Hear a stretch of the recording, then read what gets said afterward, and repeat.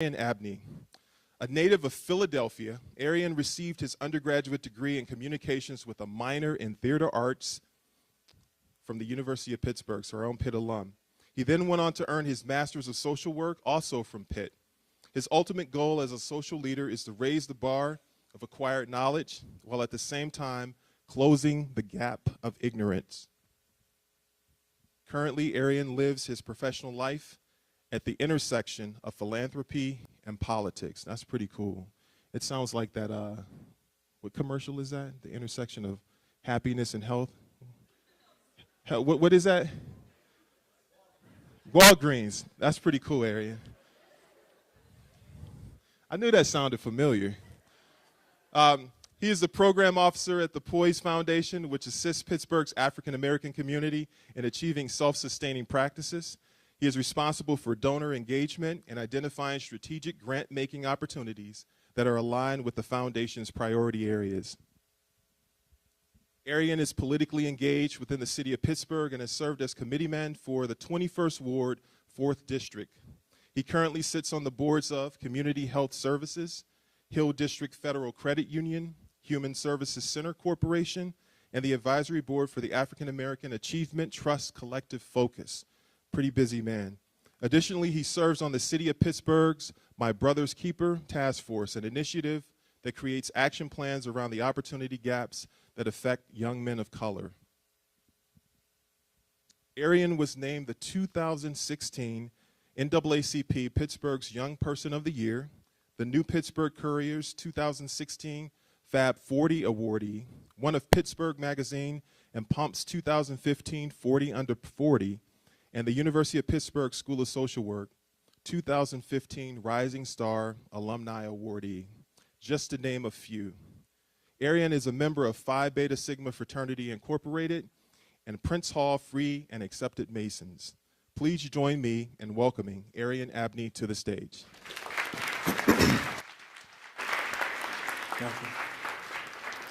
Thank you. Thank you for that kind introduction. It was very undeserving, yet at the same time, very much greatly appreciated. I want to really quickly give a shout out to Kenyon and to Summer, two people who I've looked up to ever since I was a freshman here at Pitt. I want to thank them for their unbridled enthusiasm and their leadership, their dedication, and their commitment to the development of the students at this university. And I certainly want to thank you all for having me here today, for allowing me to share in this space with you, and certainly for your willingness to be here at 10 o'clock in the morning on a Saturday when you clearly could be at home studying, of course, midterms coming up. But in all seriousness, I want to frame my message about success with you all by leading off with a short story. And this is a story that I often heard as a child growing up, and it may be a story that you're familiar with as well. But what I want you to do is to come along on this journey with me, to imagine as if you were present, witnessing the activities of the story take place as they're described. The story goes as thus. There once was an overly eager and very ambitious young man who wanted nothing more in life than to be successful. And so he sought out the wisdom of the guru in the village. And he asked the guru, "What do I have to do to be successful?" And the guru responded, "If you truly want to be successful, meet me tomorrow at the beach, 4 a.m. sharp." The young man walked away, scratching his head, puzzled, but sure enough, the next morning, 4 a.m. in the morning, he was standing there next to the guru on the beach. "If you want to be successful, walk with me out into the ocean." The young man looked at him confused, but accepted his invitation and began his journey into the waters. They walked further and further until the young man was nearly standing on his tippy toes, water splashing underneath his chin, his eyes filled with fear. And the guru looked over at him and he smiled, grabbed him by the collar of his shirt and pushed him under the water, holding him there as the young man is scratching, reaching for the surface. And right before the young man was about to black out, the guru lifts him up. The young man takes an overly dramatic breath of air as he pierces the ocean's surface. Overwhelmed with emotion, physically and mentally drained from what just transpired, the young man is carried back to the shore by the guru. The guru looks down at the young man and he says, "When you were under the water, what was the one thing that you wanted the most?" The young man gathers himself and looks up and he says, When I was under the water, the one thing that I wanted the most was to breathe. The guru smiles and he looks at him and he responds, when you want to succeed as badly as you wanted to breathe, you will be successful. Now, by a show of hands in here today, how many people want to be successful in life, right? Yes, that's exactly how I planned it to go. Okay. Now let me ask you this different question. What is success, right? And no, not the Webster's dictionary definition of what success is, because we all can pick up our phones and we can Google it. Somebody can shout it out to me. No. I'm talking about what is the quantifiable litmus test for success. I would argue that success is ambiguous. It is subjective. It is relative to each individual, right? We all have that ability to self-determine what our measures of success are. So ask yourselves, how do you identify your individual measures of success? And what does that look like for you? Socially, professionally, personally, economically, spiritually, mentally, physically? And how badly do you want it? And what will it take for you to achieve it? Now look, I all have been in the seats that you are. I understand that you are at a very critical and pivotal moment in your stages of development, and understand that you all have a life ahead of you that is going to be full of choices that will lead to your successes. Your choices will help to define and determine your success. Your success will help to define and determine your legacy. Now, I want to offer up 3 choices for you all to make in life that I hope will help you to find your formula for success. Choice number 1. Choose to embrace the turn up. All right? Now, wait a minute. I understand that you all are young, impressionable minds, and I don't want to be held personally responsible for destroying your benevolence, so I want to put that in some kind of context.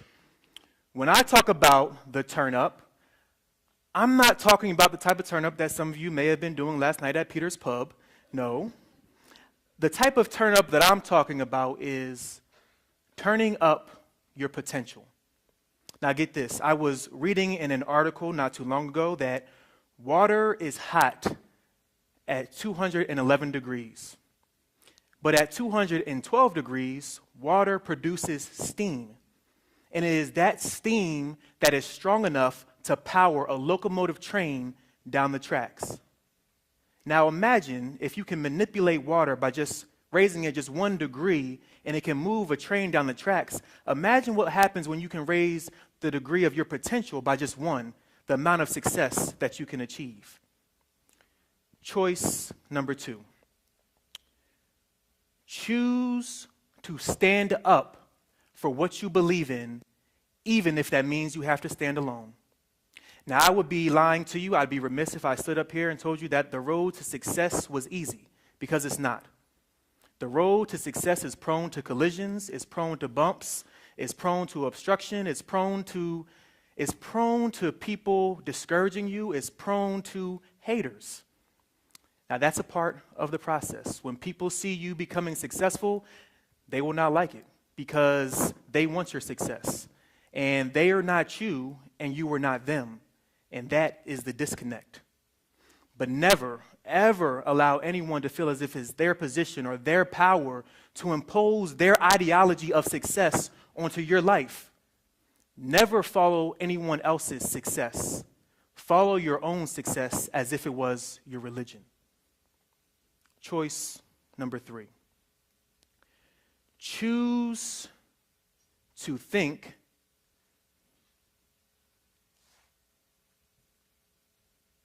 outside of the box. Dare to be different. Henry Ford was quoted as saying, if I would have asked my consumer what mode of transportation they would have liked me to create, They would have simply told me to build a faster horse. Now, what Henry Ford recognized and understood was that success lives at the intersection of passion and innovation. And when you can find your passion and innovation and figure out how to vertically integrate the two, not only will you be successful, but you will inspire others to do the same along the way. Now look, my time is almost up with you, and I want to leave you with this last final thought. I really hope that you will harness your skills and your talents to be successful in life and to have an indelible impact on those around you. Never be afraid to speak your truth and to speak truth to power. And despite all the things that we may see that's going on in the world around us today, what we see on TV, what we see in the news, in the media, I challenge every single person that is in this room today to choose to stay motivated, to choose to stay encouraged, to choose to stay inspired. Inspired not only to be able to see the world for what it is today, but to more importantly, to be able to see the world for what you would like it to be in the future. I thank you once again with all sincerity of purpose for your listening ears. I wish you nothing but success and the best of luck in all of your future endeavors. And of course, hail to Pitt. Thank you.